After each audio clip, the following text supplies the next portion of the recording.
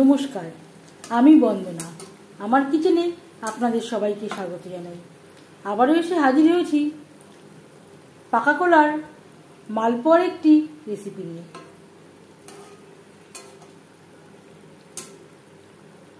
দেখে নেওয়া যাক আজকের এই রেসিপিটি।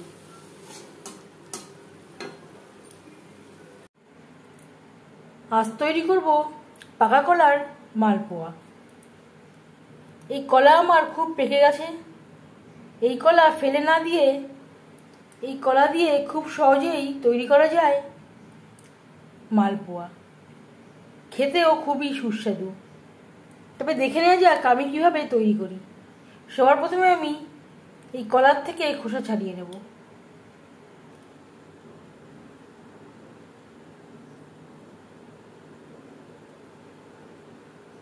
এভাবে আস্তে আস্তে কলার থেকে খোসা ছাড়িয়ে নেব।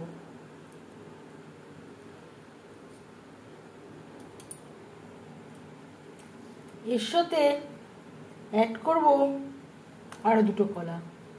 আমার কাছে এই দুটোই পাকা কলা ছিল। এই কলা ফেলে না দিয়ে খুব সহজেই তৈরি করা যায় বড়া। যেহেতু পরিমাণটা খুব কম, তাই আমি আরো দুটো ভালো কলা অ্যাড করলাম।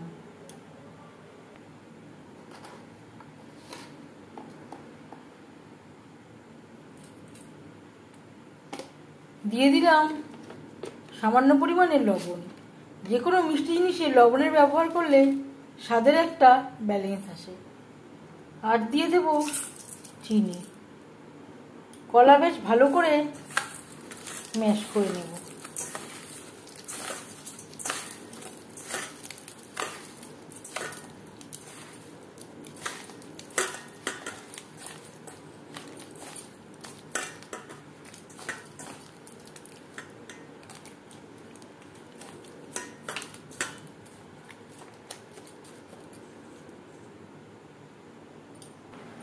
এভাবে আমি 5 মিনিট রেস্টে রেখে দিয়েছিলাম। এতে এবার অ্যাড করলাম নারকেল কোড়া আর দিয়ে দেব সুজি।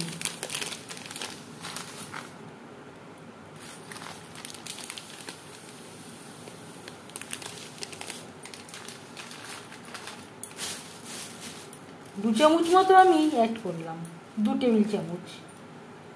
আর দিয়ে দেব ময়দা।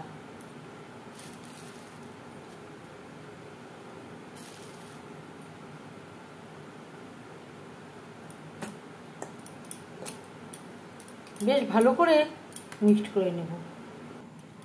এবার এতে অ্যাড করব দুধ।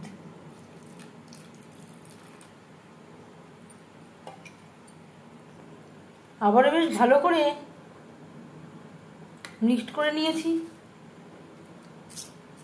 দিয়ে দিলাম আরো 1 চামচ চিনি। আমি চেক করে দেখেছি চিনির প্রয়োজন আছে। মৌরি, যেহেতু এর মধ্যে সুজি রয়েছে, সুজি যেহেতু জল টানে, এভাবে আরো 10 মিনিট আমি রেস্টে রেখে দেবো। যদি প্রয়োজন হয় দুধ অ্যাড করব। আর একটু দুধের প্রয়োজন আছে।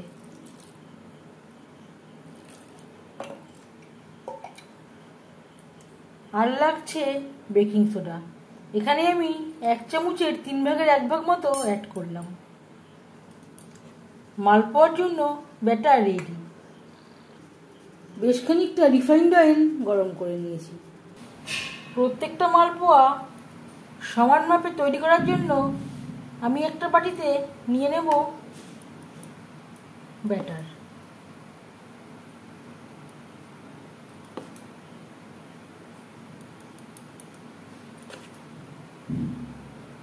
হাফ বাটির মতো আমি ব্যাটার নিয়েছি। হাই ফ্লেমে তেল আমি গরম করে নিয়েছি।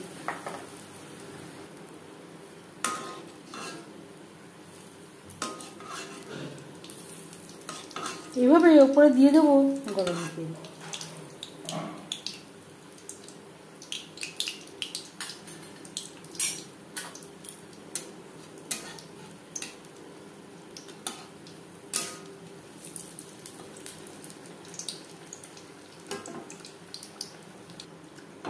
হাই ফ্লেমে তেল গরম করে নিয়েছিলাম, ভাজবো মিডিয়াম ফ্লেমে।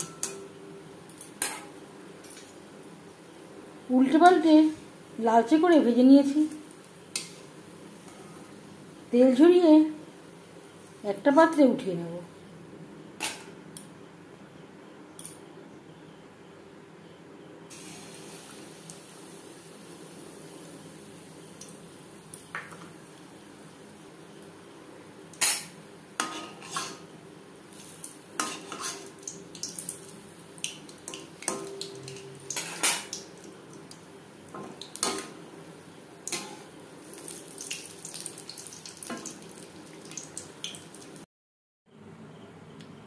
মালপোয়া আমি তৈরি করে নিয়েছি।